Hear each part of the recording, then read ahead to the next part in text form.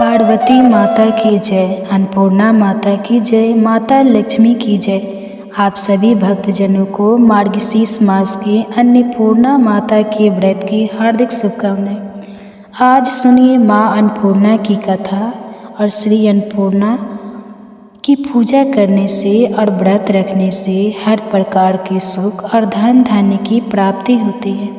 तो आइए शुभारंभ करते हैं माँ अन्नपूर्णा की पहली पौराणिक कथा से।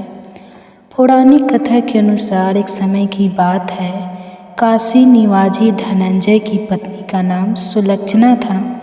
उसे अन्य सब सुख प्राप्त थे, केवल निर्धनता ही उसके दुख का कारण था। यह दुख उसे हर समय सताता रहता था। एक दिन सुलक्षणा अपने पति से बोली, स्वामी आप कुछ उद्यम करो तो काम चले, इस प्रकार कब तक काम चलेगा। सुलक्षणा की बात धनंजय के मन में बैठ गई और वह उसी दिन विश्वनाथ शंकर जी को प्रसन्न करने के लिए बैठ गया और कहने लगा, हे देवाधिदेव विश्वेश्वर, मुझे पूजा पाठ कुछ नहीं आता, केवल तुम्हारे भरोसे बैठा हूँ। इतनी विनती करके वह 2-3 दिन तक भूखा प्यासा ही बैठा रहा। यह देखकर भगवान शंकर ने उसके कान में अन्नपूर्णा 3 बार कहा। यह कौन क्या कह गया, इसी सोच में धनंजय रह गया कि मंदिर में आते ब्राह्मणों को देखकर वह पूछने लगा, पंडित जी अन्नपूर्णा कौन है। तब ब्राह्मणों ने उसे कहा कि तूने अन्न छोड़ दिया है, सो तू अन्न की ही बात करता है, जा घर जाकर अन्न ग्रहण कर।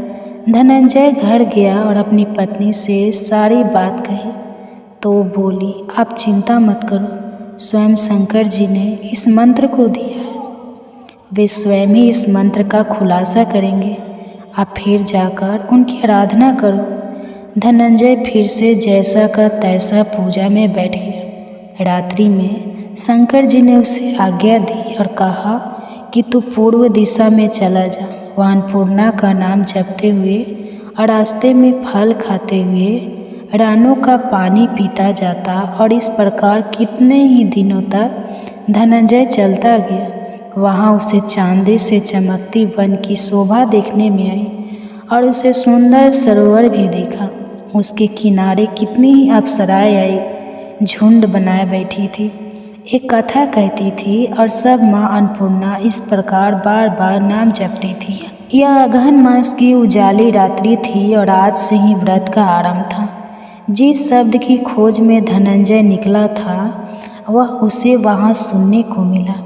धनंजय ने उन देवियों के पास जाकर पूछा कि हे देवियों, आप यह क्या करती हो। तब उन सब ने कहा कि हम सब माँ अन्नपूर्णा का व्रत करते हैं। पूजा क्या होता है, यह किसी ने किया है, इसे कब किया जाता है, कैसे किया जाता है और इसकी विधि क्या है, मुझसे भी कहो। वे कहने लगी, इस व्रत को हर कोई कर सकता है। 21 दिन के लिए 21 गांठ का सूत लेना चाहिए। 21 दिन अगर ना बने तो एक दिन उपवास करे, यह भी ना बने तो केवल कथा सुनकर प्रसाद ले, निराहार रहकर कथा को सुने तथा सुनावे। अगर कोई भी ना मिले तो पीपल के पत्तों को रखकर सुपारी या घृत कुमारी को सामने रखकर दीपक को साक्षी करके सूर्य, गाय, तुलसी या महादेव के बिना कथा सुने, मुख में दाना ना डाले। यदि भूल से कुछ पड़ भी जाए तो एक दिन फिर से उपवास करें। व्रत के दिन बिल्कुल भी क्रोध ना करे और झूठ ना बोले। धनंजय बोला, इस व्रत के करने से क्या होगा। वे कहने लगी, इसके करने से अंधों को नेत्र मिले, लूलों को हाथ मिले, निर्धन के घर धन आए, बाज को संतान मिले, मूर्ख को विद्या आए मिले, जो जिस कामना से व्रत करे माँ उसकी इच्छा पूरी करती है। वह कहने लगा, बहनों मेरे भी धन नहीं है, विद्या नहीं है, कुछ भी तो नहीं है, मैं तो दुखिया ब्राह्मण हूँ, मुझे इस व्रत का सूत दोगी। तब उन्होंने कहा, हाँ भाई, तेरा कल्याण हो, मैं तुझे सूत देती हूँ, इस व्रत का मंगल सूत्र लो। धनंजय ने व्रत किया। व्रत पूरा हुआ तभी सरोवर में से 21 खंड की स्वर्ण सीढ़ी हीरा मोती जड़ी हुई प्रकट हुई। धनंजय अन्नपूर्णा जय अन्नपूर्णा माँ कहता जाता। इस प्रकार वह कितने ही सीढ़ियाँ उतर गया तो देखा कि करोड़ों सूर्य से प्रकाश माँ अन्नपूर्णा का मंदिर है। उसके सामने स्वर्ण सिंहासन पर माता अन्नपूर्णा विराजमान है और उनके सामने भिक्षा हेतु भगवान शंकर खड़े हैं। देवांगना है, चौंडला उला रही है, कितनी ही हथियार बांधे पहरा दे रही है। धनंजय दौड़कर जगदम्बा माँ के चरणों में गिर गया। देवी उसे मन का क्लेश जान गई और धनंजय कहने लगा, माता आप तो अंतर्यामी हो, आपको अपनी दशा में क्या बताओ। माता बोली, मेरा व्रत किया है, जा, संसार तेरा सत्कार करेगा। माता ने धनंजय की जीवा पर बीज मंत्र लिख दिया। अब उसके रोम रोम में विद्या प्रकट हो गई। माँ का वरदान लेकर धनंजय घर आया। सुलक्षणा से सभी बातें कही। माता जी की कृपा से उसके घर में संपत्ति आने लगी। छोटा सा घर बहुत बड़ा गिना जाने लगा और उसके घर अनेक सखे संबंधियों ने आकर उसकी बढ़ाई की। उससे कहा कि इतना धन और इतना बड़ा घर होने पर अगर संतान नहीं है तो इस कमाई का भोग कौन करेगा। सुलक्षणा से संतान नहीं है, इसलिए तुम दूसरा विवाह कर लो। अन्य इच्छा होते हुए भी धनंजय को दूसरा विवाह करना पड़ा और सती सुलक्षणा को सौत का दुख उठाना पड़ा। इस प्रकार दिन बीतते गए। फिर नए बंधन से बंधे पति से सुलक्षणा ने कहलाया कि हम व्रत के प्रभाव से सुखी हुए हैं, इस कारण यह व्रत छोड़ना नहीं चाहिए। यह माता जी का प्रताप है जो हम इतने संपन्न और सुखी हुए हैं। सुलक्षणा की बात को सुनकर धनंजय उससे यहाँ आया और यह व्रत में बैठ गया। नई बहू को इस व्रत की खबर नहीं थी। वह धनंजय के आने की राह देख रही थी। जब नई बहू को इस बात की खबर पड़ी तो उसके मन में ईसा की ज्वाला दहक पड़ी और वह सुलक्षणा के घर आ पहुँची। उसने वहाँ भगदड़ मचा दी और धनंजय को अपने साथ ले गई। नए घर में धनंजय को थोड़ी देर के लिए जब निद्रा आ गई तो नई बहू ने उसके व्रत का सूत तोड़कर आग में फेंक दिया। अब तो माता जी का कोप जाग गया और घर में अकस्मात हो गया। सबको जलकर खाक हो गया। सुलक्षणा जान गई और पति को फिर अपने घर ले आई। इस बात पर नई बहू रूठकर अपने पिता के घर चली गई। पति को परमेश्वर मानने वाली सुलक्षणा बोली कि नाथ आप घबराओ नहीं, माता जी की कृपा अलौकिक है। पुत्र का पुत्र हो सकता है पर माता कभी भी कुमाता नहीं होती। अब आप श्रद्धा और भक्ति से आराधना शुरू करो, वे हमारा कल्याण करेगी। धनंजय फिर माता के पीछे पड़ गया और वह सरोवर सीढ़ी प्रकट हुई, उसमें वह माँ अन्नपूर्णा कहकर उतर गया। वहाँ जाकर वह माता जी के चरणों में वंदन और उदन करने लगा। माता प्रसन्न हुई और बोली कि यह मेरे स्वर्ण की मूर्ति ले, उसकी पूजा करना, तुम फिर से सुखी हो जाओगे। तुम्हें आशीर्वाद देती हूँ। तेरी स्त्री सुलक्षणा ने श्रद्धा से मेरा व्रत किया है, उसे मैंने पुत्र दिया है। धनंजय ने जब आँखें खोली तो खुद को काशी विश्वनाथ के मंदिर में खड़ा हुआ पाया। वहाँ से वह उसी प्रकार अपने घर को चला गया। इधर सुलक्षणा गर्भवती हुई और उसे एक पुत्र की प्राप्ति हुई। गांव में आश्चर्य की लहर दौड़ गई। मान्यता आने लगी कि इस प्रकार उसी गांव के निसंतान सेठ के पुत्र होने पर उसने माता अन्नपूर्णा का मंदिर बनवा दिया। उससे माता जी धूमधाम से पधारी और धनंजय को मंदिर के आश्चर्य का पद दे दिया। जीविका के लिए मंदिर की दक्षिणा और रहने के लिए बड़ा ही सुंदर सा भवन दे दिया।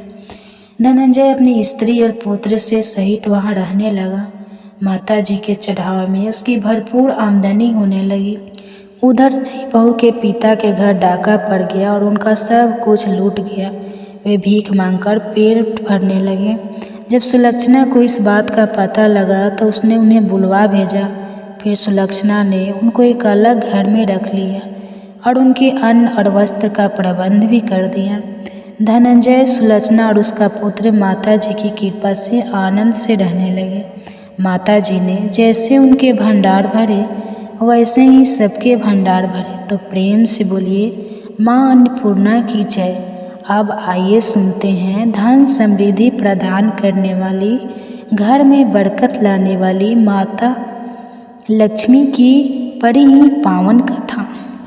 तो प्रेम से बोलिए गणेश भगवान की जय। आइए अब सुनते हैं माँ लक्ष्मी जी की कथा। इस कथा को सुनने से घर में धन वैभव की प्राप्ति होती है और सुख सौभाग्य बना रहता है। तो प्रेम से बोलिए माँ महालक्ष्मी जी की जय। एक समय की बात है, भद्रसव नाम के एक राजा थे। वे बड़े ही पराक्रमी राजा। उनकी पत्नी का नाम सूरज चंद्रिका था। रानी देखने में बहुत ही सुंदर और सुलक्षण थी तथा पतिव्रता नारी थी। उन दोनों को 7 पुत्र तथा उसके बाद में एक कन्या का वरदान मिला था। तो वरदान के अनुसार उन्हें पहले 7 पुत्रों की प्राप्ति हुई, उसके बाद एक कन्या ने जन्म लिया। तो राजा और रानी ने अपनी बेटी का नाम श्याम बाला रखा। एक समय की बात है कि माँ लक्ष्मी जी के मन में आया कि मैं महल में जाकर राजा के राज प्रसाद में रहूं। इसके राजा को दोगुनी धन दौलत की प्राप्ति होगी और वह इस धन दौलत से अपनी प्रजा को और भी अधिक सुख दे पाएगा। अगर गरीब के घर में रहूंगी तो वह तो स्वार्थी की तरह केवल अपने ऊपर ही खर्च करेगा।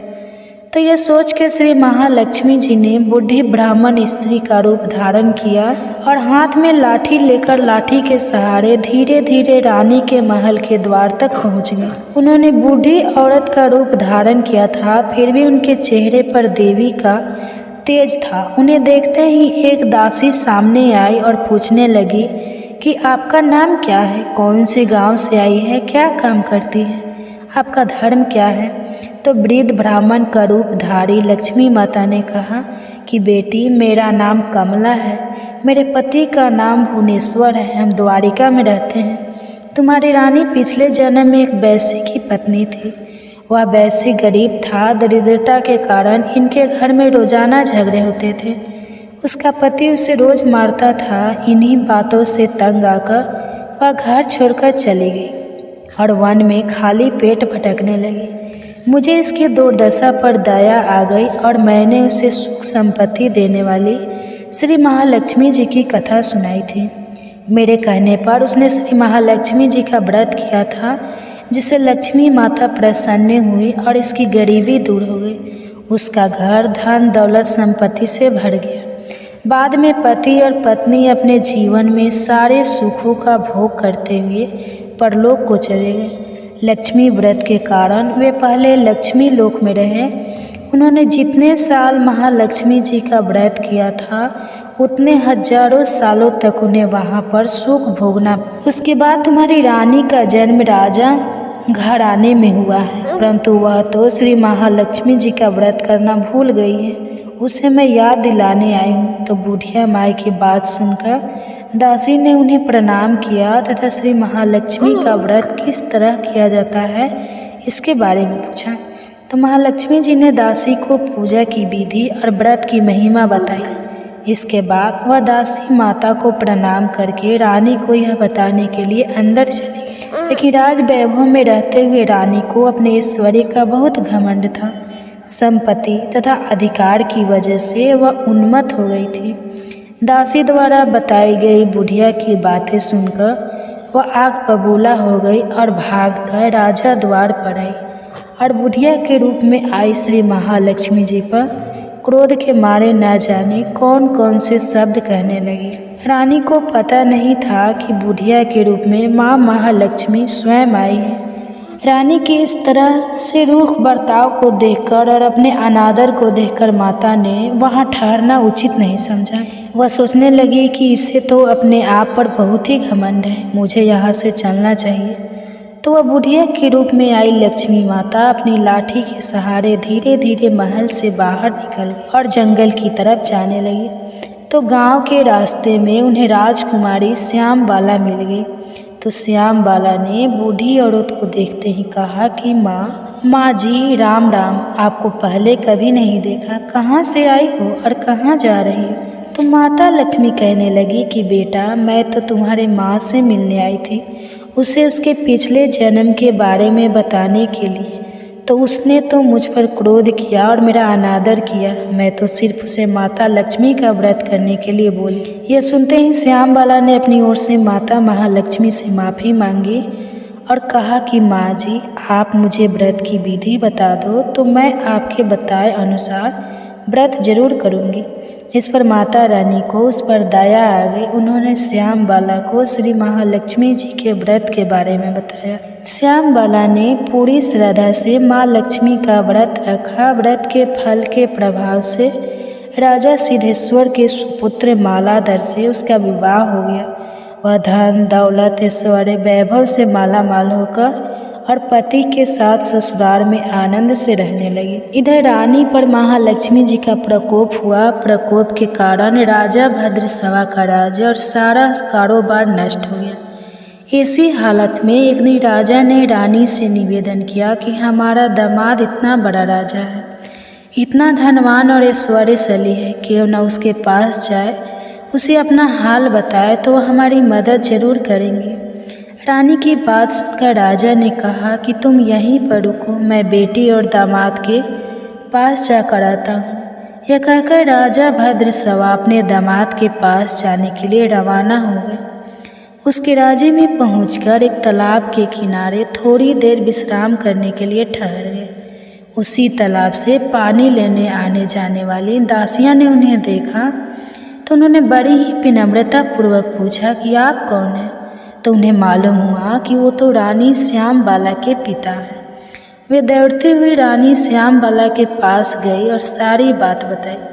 तो रानी ने दासी के हाथ राज परिधान भोजन बड़े ठाठ से स्वागत और आदर सत्कार करके अपने पिताजी को बुलाया और खूब खातिरदारी की। 2-4 दिन रुकने के बाद में जब राजा भद्रसवा लौटने लगी तो उनकी बेटी ने सोने की मोहरों से भरा हुआ घड़ा दिया। जब राजा भद्रसवा पर लौट आया तो उन्हें देखकर रानी सूरज चंद्रिका बहुत ही खुश हुई कि फटे पुराने कपड़े पहनकर गए थे और राजा के परिधान में वापस आए हैं तो बेटी ने खूब सारा धन दिया होगा। फिर राजा ने वह घड़ा अपनी पत्नी सूरज चंद्रिका को दे दिया।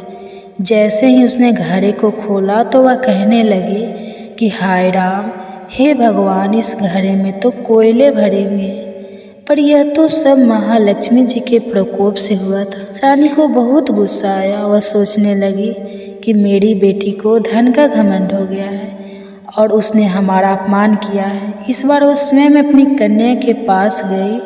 उस दिन श्याम बाला ने माँ लक्ष्मी का व्रत रखा था। अपनी माँ को आया देखकर वह बहुत खुश हुई और अपनी माँ से भी महालक्ष्मी का व्रत करवाया। व्रत और पूजा पाठ करने के बाद में रानी अपने घर आ गई। व्रत रखने से रानी को बड़ा ही सुकून महसूस हुआ। रानी भी नियम से लक्ष्मी माता के व्रत को रखने लगी। तो महालक्ष्मी के व्रत को रखने से उसे फिर से राजपाट, धन, दौलत, ऐश्वर्य प्राप्त हुआ। वह सुख, शांति और आनंद में जीवन बिताने लगी। कुछ दिनों के बाद में राजकन्या श्याम बाला अपने पिता के घर आई तो उसे घर आया देखकर सूरज चंद्रिका को पुरानी बातें याद आ गई। वह सोचने लगी कि बेटी तो जरूर है, पर इसने अपने पिताजी को कोयले से भरा हुआ घड़ा दिया था, बुरे वक्त में हमारे काम नहीं आया। आज भगवान की कृपा से मेरे तो खूब धन धाने हैं। इस तरह पुरानी बातों को याद करती हुई सूरज चंद्रिका ने अपनी बेटी के घर आने पर कोई खुशी जाहिर नहीं की। श्याम बाला को अपने पिता के घर पर कोई मान सम्मान भी नहीं मिला, बल्कि उसका अनादर हुआ। उसने इस बात का बुरा नहीं माना। वह कुछ दिन मायके में रही और फिर ससुराल के लिए जाने लगी तो उसकी माँ ने उसे कुछ नहीं दिया। उसने वहाँ से थोड़ा सा नमक लिया और अपने पल्लू में बांध लिया और वह अपने ससुराल को लौट आई। श्याम बाला को आया देखकर उसके पति ने पूछा कि श्याम बाला, मायके जाकर आई हो, क्या लेकर आई है? तो उसने जवाब दिया कि मैं तो वहाँ बहुत सारे धन लाई हूँ। तो पति ने पूछा कि इसका मतलब क्या है? तो श्याम बाला ने कहा कि थोड़ा धीरज रखो, सब कुछ मालूम हो जाएगा। उस दिन श्याम बाला ने सारा भोजन बनाया तो उसमें नमक नहीं डाला और अपने पति को भोजन परोस दिया। पति ने जब भोजन चखा तो सारा खाना बिना नमक की था। उसमें कोई भी स्वाद नहीं था। तो उसने श्याम बाला से कहा कि आज तुमने ऐसा कैसा भोजन बनाया, इसमें तो कोई भी स्वाद नहीं है। तो अपने पति की बात सुनकर श्याम बाला ने अपनी चुनरी के पल्ले के लगाई हुई गांठ खोलकर उसमें से नमक डाल दिया, जिससे सारा भोजन स्वादिष्ट हो गया। अब उसके पति ने कहा कि भोजन अब स्वादिष्ट हो गया है, आपने बिना नमक के भोजन क्यों बनाया? तो श्याम बाला बोली कि स्वामी, यही है मायकी से लाया हुआ सारा। श्याम बाला कितना कहते ही उसके पति को सारी बात समझ में आ गई। फिर दोनों हंसने लगे और साथ साथ भोजन करने लगे। हे लक्ष्मी माता, जैसे अपने श्याम बाला को धन धान्य दिया, वैसे हमें भी देना। सुख सौभाग्य का वास करना, अन्न धन के भंडार भरना। जो भी आपकी इस कथा को सुने या सुनाए, उसकी सभी मनोकामनाएं पूरी करना। तो बोलिए माँ लक्ष्मी जी की जय। आप सुनिए महालक्ष्मी जी की एक और व्रत कथा। एक समय की बात है, देवर्षि नारद भगवान श्री कृष्ण से मिलने के लिए द्वारिका नगरी में पधारे। नारद जी को देखकर भगवान श्री कृष्ण कहते हैं, हे देवर्ष पधारिए, द्वारिका नगरी में आपका स्वागत है। आज द्वारिका में आने का क्या प्रयोजन है? देवर्षि नारद कहते हैं, हे प्रभु, मन में आपके दर्शन करने की इच्छा हुई सो चला आया। भगवान श्री कृष्ण मुस्कुराते हुए कहते हैं, हे देवर्ष, अवश्य ही आपके मन में आज कोई ना कोई बात चल रही है, इसलिए निसंकोच होकर पूछ लीजिए। देवर्षि नारद कहते हैं, हे प्रभु, आप तो सब कुछ जानते हैं। मेरे मन में जो भी शंका है उसके विषय में भी आपको पता है, लेकिन फिर भी अगर आप पूछ रहे हैं तो मैं बताने की चेष्टा करता हूँ। हे प्रभु, आज मैं आपके पास यह जानने के उद्देश्य से आया हूँ कि किस कारण से मनुष्य के जीवन में दरिद्रता आती है। देवी लक्ष्मी किस कारण से मनुष्य के घर का त्याग करके चली जाती है, और वह कौन सा पुण्य है जिससे देवी लक्ष्मी सदैव ही मनुष्य के घर में वास करती है। भगवान श्री कृष्ण कहते हैं, हे देवर्ष, आज आपने समस्त मानव जाति के कल्याण के उद्देश्य से अत्यंत महत्वपूर्ण बात पूछी है। देवी लक्ष्मी के कारण ही मनुष्य के घर में सुख समृद्धि का वास होता है, और जब देवी लक्ष्मी घर का त्याग करके चली जाती है तो उस घर में दरिद्रता का ही वास होता है। इस विषय में एक प्राचीन कथा कही गई है जो मैं आपको सुनाता हूँ। जो भी मनुष्य इस कथा का श्रवण करता है उसके घर में देवी लक्ष्मी के साथ समस्त पुण्य निवास करते हैं। इसलिए आप इस कथा का श्रवण कीजिए और इसका तीनों लोकों में प्रचार कीजिए। देवर्षि नारद कहते हैं, हे प्रभु, कृपा आप मुझे वह कथा सुनाइए। आपके मुख से इस कथा को सुनना मेरा सौभाग्य है। मैं इस कथा को पूरा सुनूंगा और इसका प्रचार तीनों लोकों में करूंगा। भगवान श्री कृष्ण कहते हैं, हे देवर्षि, जो मनुष्य सत्य का साथ देता है, ईश्वर उसका साथ नहीं छोड़ते हैं। आज मैं आपको महाराज हर्षवर्धन की कथा सुनाता हूँ, जिन्होंने देवी लक्ष्मी का त्याग करके दरिद्रता को ग्रहण कर लिया था। त्रेता युग की बात है। भारतवर्ष में सत्यवादी धर्मात्मा राजा हर्षवर्धन राज्य करते थे। उनका राज्य कुंतल प्रदेश पर था। उनके राज्य की प्रजा उनसे अत्यंत संतुष्ट रहा करती थी। महाराज हर्षवर्धन बड़े दानवीर और वचन का पालन करने वाले थे। वे सदैव अपनी प्रजा के हित का ही विचार करते थे। महाराज हर्षवर्धन इतने दयालु थे कि उनकी महानता का परिचय इस बात से पता चलता है कि जब भी उनके नगर में कोई भी साधारण मनुष्य बिक्री करने के लिए बाजार में अन्न, वस्त्र आदि कोई वस्तु लाता, और यदि वह वस्तु साया काल तक नहीं बिकती तो उसे राजा स्वयं खरीद लिया करते थे, ताकि उनके राज्य से कोई खाली हाथ ना जा सके। अपनी प्रजा के हित के लिए राजा ने यह सत्य की प्रतिज्ञा की।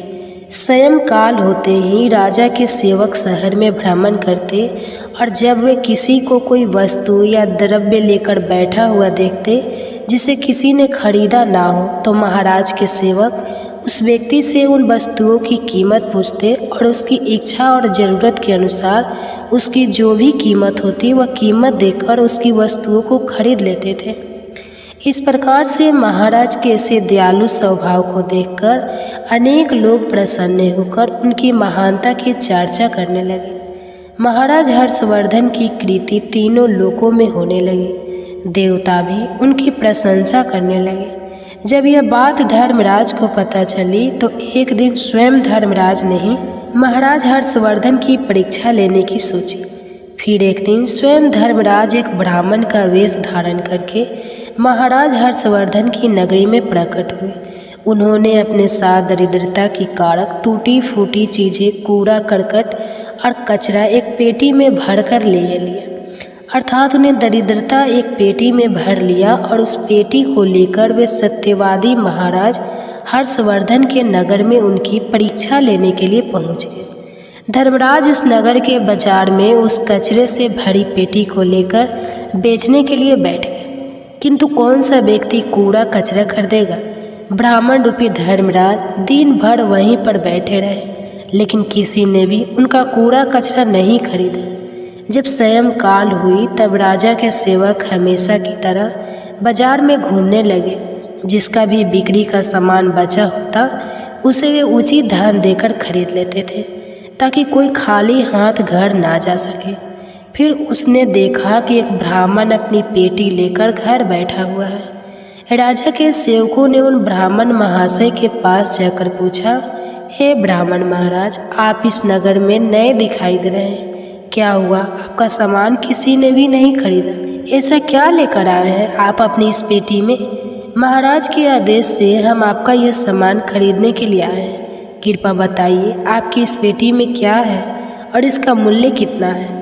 तब उस ब्राह्मण ने कहा, हे सैनिकों, मैं इस पेटी में दरिद्र लेकर आया, अर्थात कूड़ा कटकर भटकर ले आया और इसका मूल्य 1000 स्वर्ण मुद्राएं है।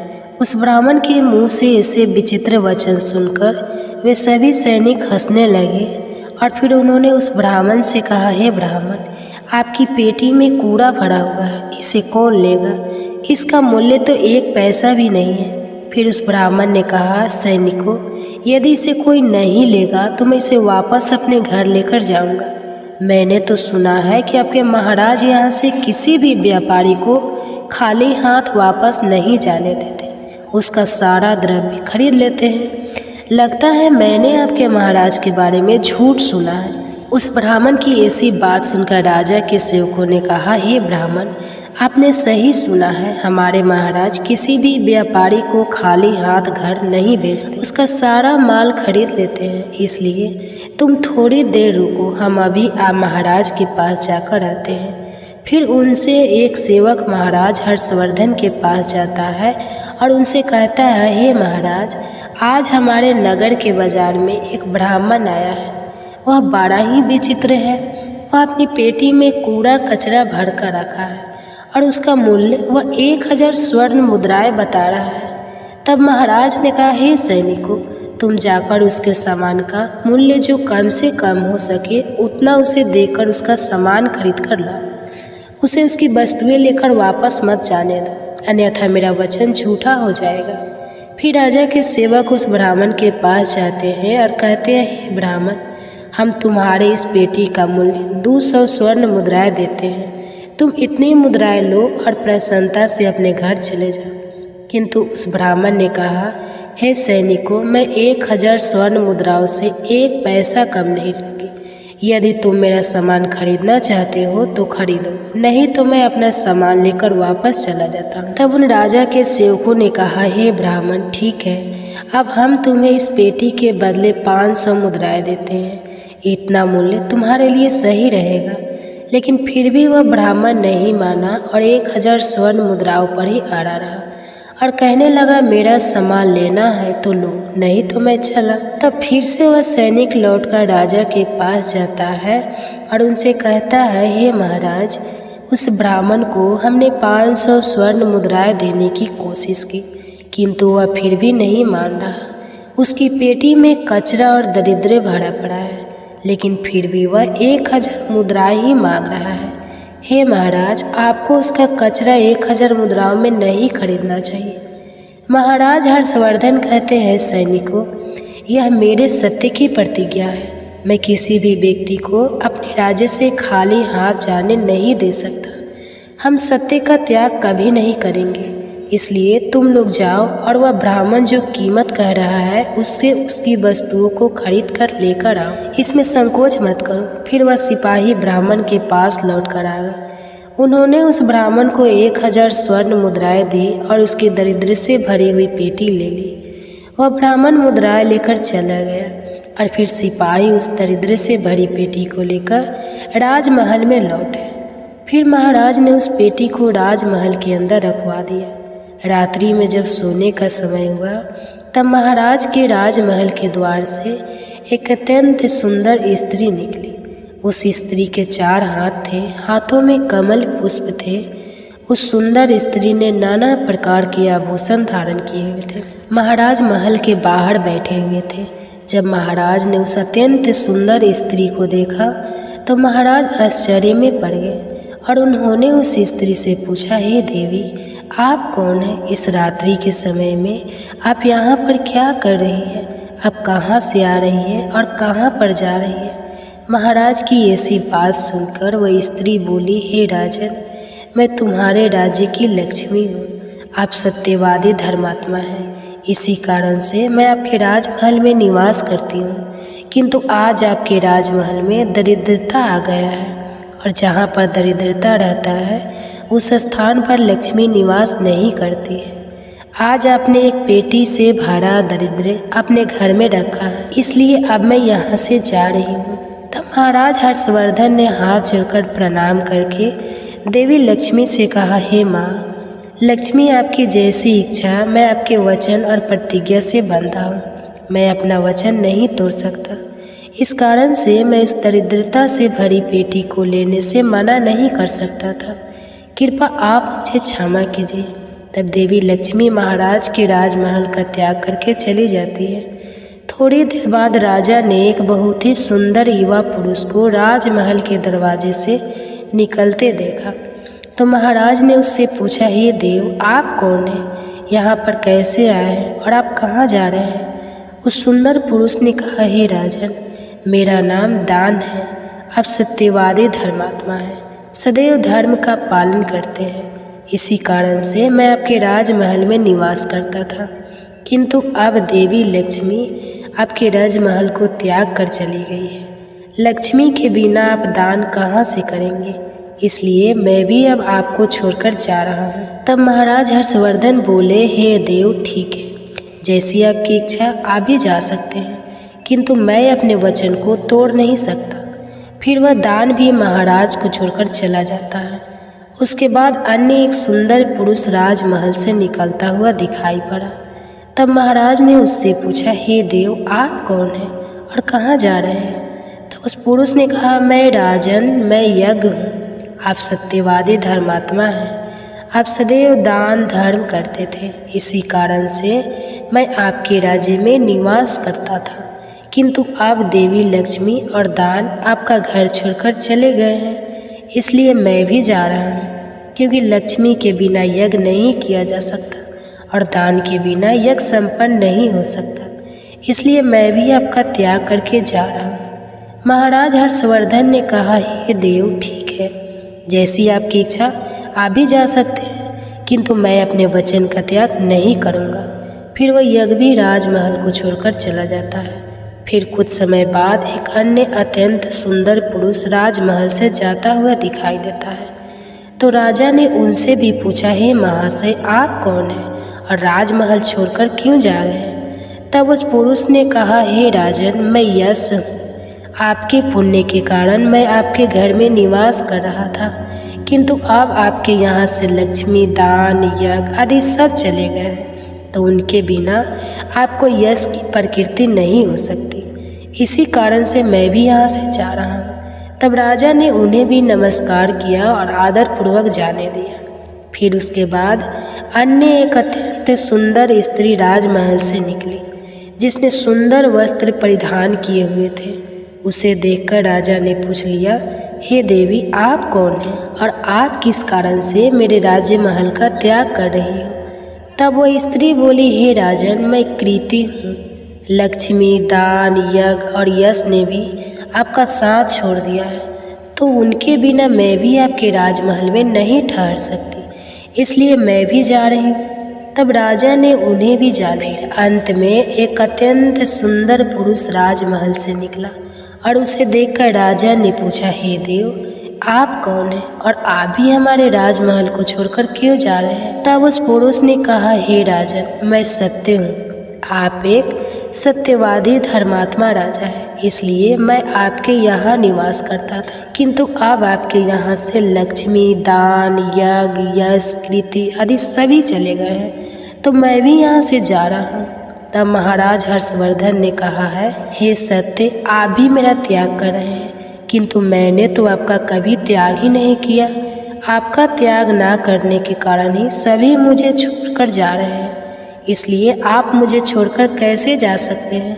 मैंने अपने सत्य वचन का पालन करने के लिए ही दरिद्री को अपने घर में रखा था। मैंने संसार के कल्याण के लिए यह वचन दिया था कि मेरे राज्य से कोई भी खाली हाथ नहीं जाएगा। जो भी मेरे राज्य में कोई वस्तु बेचने आएगा, यदि उसकी वस्तु कोई नहीं खरीदे तो उसे मैं खरीद लूँगा। इसलिए मैंने अपने सत्य वचन का पालन करने के लिए उस ब्राह्मण को 1000 स्वर्ण मुद्रा देकर उससे दरिद्र को खरीद लिया था। उसी दरिद्र की पेटी के कारण देवी लक्ष्मी ने आकर मुझसे कहा कि वे उस स्थान पर निवास नहीं करती है जिस स्थान पर दरिद्र रहता है, और देवी लक्ष्मी के जाते ही यज्ञ, दान, यश, कृति सब मुझे छोड़कर चले गए हैं। सत्य वचन का पालन करने के लिए ही मैंने उन सभी को जाने दिया, और अब आप भी मुझे छोड़कर जा रहे हैं। महाराज हर्षवर्धन की बात सुनकर वह सत्य बोला, हे राजन, यदि आपने मेरे लिए ही इन सब का त्याग किया है तो ठीक है, मैं आपका राजमहल छोड़कर नहीं जाऊंगा। आप सचमुच बड़े पुण्यात्मा और सत्यवादी हैं, इसलिए अब से मैं आपके राज्य महल में ही निवास करूंगा। और वह सत्य फिर से राजमहल में लौट गई। उसके थोड़ी ही देर बाद एक सुंदर स्त्री लौट कर आ गई। उसे देखकर राजा ने पूछा, हे देवी, आप कौन हैं? आप कृति हैं, अभी आप मुझे छोड़कर चली गई थी, तो फिर वापस क्यों लौट कर आई? आप तब कृति ने कहा, हे राजन, मुझे क्षमा करो, मैं लक्ष्मी, यश, दान, यश के बिना तो रह सकती हूँ, किंतु सत्य के बिना नहीं, इसलिए जहाँ सत्य रहेगा मैं भी वहीं पर रहूँगी। फिर राजा ने कृति का स्वागत किया और वह राजमहल में चली गई।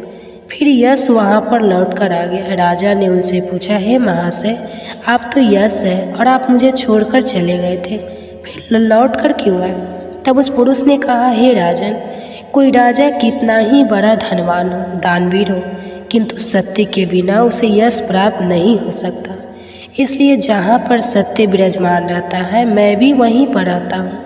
सत्य के बिना मैं नहीं रह सकता। ऐसा कहकर फिर यश ने राजमहल में प्रवेश किया।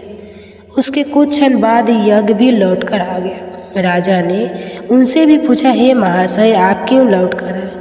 तब यज्ञ ने कहा, हे राजन, चाहे कोई कितना भी लक्ष्मीपति और दानसी क्यों न हो, किंतु बिना सत्य के यज्ञ शोभा नहीं देता है। आप में सत्य विराजमान है, इसलिए मैं भी आपके पास ही रहूँगा। इतना कहकर यज्ञ भी राजमहल में वापस लौटा। उसके कुछ क्षण बाद दान भी वापस आ गया। राजा ने उनसे भी पूछा, हे महाशय, आप भी मुझे छोड़कर गए थे, फिर लौटकर किस कारण से आ गए?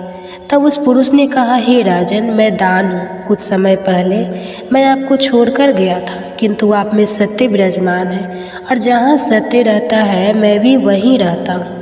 कोई भी मनुष्य कितना ही धनवान क्यों ना हो, किंतु बिना सत्य के वह दान नहीं कर सकता। दान का महत्व सत्य से ही होता है, इसलिए मैं भी लौटकर आ गया। राजा ने कहा, ठीक है, आपका भी स्वागत है। और फिर दान भी राजमहल में चला गया। और फिर उसके बाद साक्षात देवी लक्ष्मी लौटकर आ गई। राजा ने पूछा, हे माँ लक्ष्मी, आप वापस क्यों आ गई? आप तो मुझे छोड़कर चली गई थी। तब देवी लक्ष्मी ने कहा, हे राजन, यह आपके सत्य की परीक्षा थी। आपके यहाँ पर यश, दान, यज्ञ और सत्य सभी निवास करते हैं, और लक्ष्मी के बिना सभी विफल हो जाएंगे। इसलिए मैं आपके सत्य के धर्म की रक्षा करने हेतु लौट कर आ गई हूँ।